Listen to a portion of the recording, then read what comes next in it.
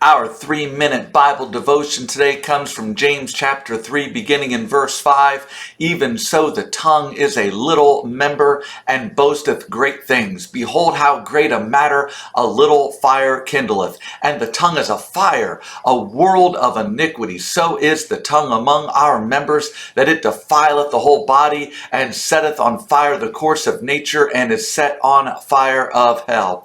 Our tongues are a great blessing from God. With them we form words and sounds which enable us to communicate with others. Our tongues can be used to help or to hurt.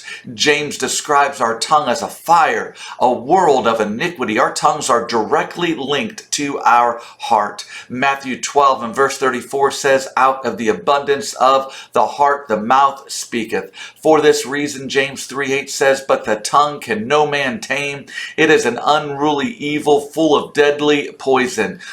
Psalm chapter 10 and verse 7 describes our condition without God. His mouth is full of cursing and deceit and fraud. Under his tongue is mischief and vanity. The only way for our tongue to be tamed is for our heart to be yielded to and controlled by the Spirit of God. A tongue can no man tame, but God can tame our tongues and control our speech. Psalm chapter 139 and verse 23, we find David making requests to God so that he would be controlled by God in his speech and in his actions. It says, search me, O God, and know my heart. Try me and know my thoughts, and see if there be any wicked way in me, and lead me in the way everlasting. 1 Peter 1 and verse 22, Peter here shows us the recipe for having a pure heart.